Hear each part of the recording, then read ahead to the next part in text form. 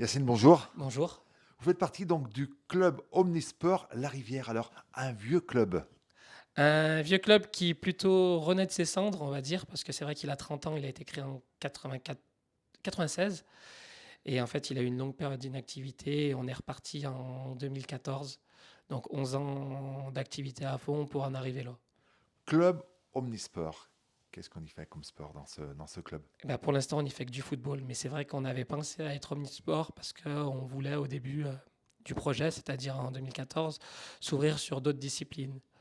Mais pour le moment, on a eu du mal à s'ouvrir ailleurs et on s'est concentré sur le football. Alors, on se voit aujourd'hui ici parce qu'il y a l'inauguration de la remise, on va dire, aux normes du stade Les Frères Graille, une nouvelle infrastructure. L'ancienne était vraiment vieillissante et grâce à la mairie, vous avez pu avoir des nouveaux locaux beaucoup plus confortables. Ouais, on l'attendait depuis un petit moment parce que c'est vrai que les anciens vestiaires étaient complètement désuets. On pouvait pas y accueillir correctement les nouveaux clubs et les clubs qui venaient. Donc là, grâce aux Algeco, enfin, ça a été une solution un peu hybride pour éviter de faire du dur et éviter que ça dure dans le temps. Ils nous ont proposé cette solution-là qui permet d'avoir deux nouveaux vestiaires flambant neufs, une salle de convivialité, une buanderie pour pouvoir enfin stocker son matériel. Et c'est vrai que ça nous fait vraiment, vraiment du bien pour le club d'avoir ces nouveaux locaux. On le disait, vous faites du foot, principalement du foot. On commence de bonne heure chez vous, on peut jouer très très tard. Des équipes de filles, des équipes de garçons. Allez, qu'est-ce qu'on trouve comme équipe et comme différents niveaux chez vous? Là, vous avez tout. Alors là, c'est vrai que non, mais on est parti de pas grand-chose au début. La première année, on n'avait que des seniors, c'est-à-dire des adultes. Puis après, on avait monté des 17. Puis après, on a dit, on part pas du bon côté. On vaudrait mieux commencer par les tout petits et les faire monter. Et là, aujourd'hui, on commence en U5. U5, ça veut dire des gamins de 4 ans qui sont sur les terrains le mercredi après-midi. Et on finit jusqu'au senior où on a trois équipes. Et on a toutes les catégories au milieu, hein, U8, U9, U10, U11. Donc sur les petites catégories, on mélange. Les filles peuvent faire partie, enfin c'est des équipes mixtes. À cet âge, on se casse pas trop la tête. Et sur les grands, par contre, on n'a pas d'équipe féminine, on est que sur du masculine. Et ça, c'est pas voulu par le club, c'est plutôt du fait que pour le moment, on n'a qu'un stade par contre. Même s'il y a des nouveaux locaux, on est quand même limité à un stade et on n'a plus assez de créneaux horaires. Et puis en plus, vous vous entraînez et vous jouez, eh ben, comme aujourd'hui il pleut, c'est pour ça que nous sommes à l'intérieur. Ouais. Le temps ne nous permet pas d'enregistrer dehors.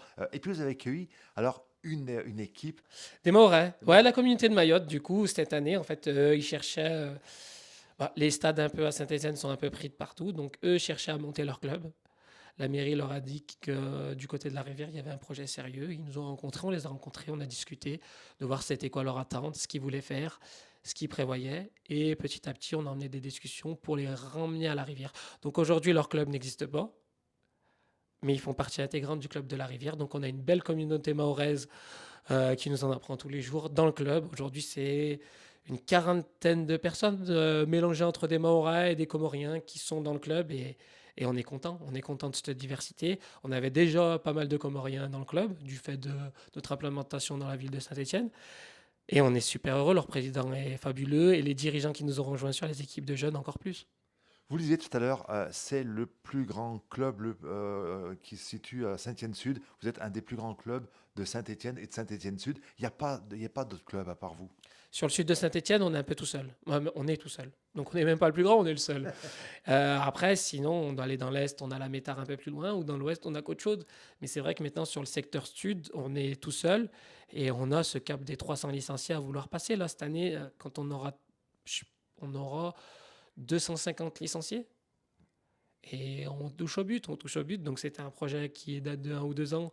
On s'est dit, on va essayer d'avoir le cap des 300 pour arriver en fait au niveau de clubs comme le SC Saint-Etienne qui eux sont dans le nord, Côte-Chaude, et l'Olympique de Saint-Etienne. En fait, on arrive dans ces zones-là de clubs historiques de la ville, quoi.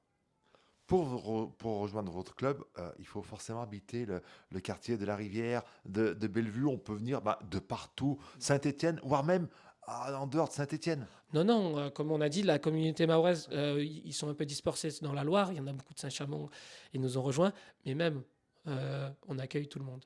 Aujourd'hui, on est un club de proximité, donc évidemment, la plupart des licenciés, 80% habitent dans le quartier, ça facilite les parents de les poser à côté, ça facilite aussi les jeunes qui sont au collège, lycée, ils n'ont pas besoin de faire 1 heure de route pour aller au foot, ils y vont vite, ils reviennent vite, ils peuvent faire leurs devoirs.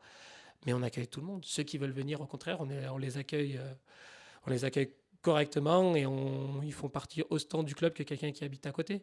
Et on fait comment pour venir vous rejoindre? On leur demande de faire 50 jongles pieds droits. Non, je plaisante. On leur demande de venir équiper et de venir prendre du plaisir et de venir aux entraînements. Par contre, c'est vrai qu'il faut mettre un bémol aujourd'hui. On est dans une crise de bénévoles. Donc, on n'a pas pu accueillir tout le monde. On n'a pas pu accueillir tout le monde parce qu'aujourd'hui, on essaye de faire un bon travail. Donc, on limite un dirigeant, 8 joueurs sur les petites catégories. Au-dessus, c'est plus possible. Donc, ouais, on n'a pas pu garder tout le monde. On n'a pas pu accueillir tout le monde cette année. Allez, venez rencontrer donc le Bien sûr. club Omnisport de la Rivière. On fait comment pour vous contacter? Une adresse mail, un site, Il y les a les réseaux? réseaux sociaux, omniprésents sur les réseaux sociaux. On a un community manager qui marche très bien, qui publie des vidéos. Donc, vous lui envoyez un message, il répond. Si vous voulez faire des détections, il vous répond aussi. Il vous donne les coordonnées des coachs. Et puis, si vous voulez venir juste regarder ou donner un coup de main, surtout, hein, et s'il y a des gens qui veulent être bénévoles, pas que sur les terrains, on a besoin d'administratifs, on a besoin de recherche de sponsors, on a besoin de beaucoup de choses. Vous êtes les bienvenus et on vous accueillera. Et ça permet d'avoir une belle vie sociale, une interaction avec beaucoup de monde. Aujourd'hui, on a 30 dirigeants, on en aimerait bien en avoir 50, hein.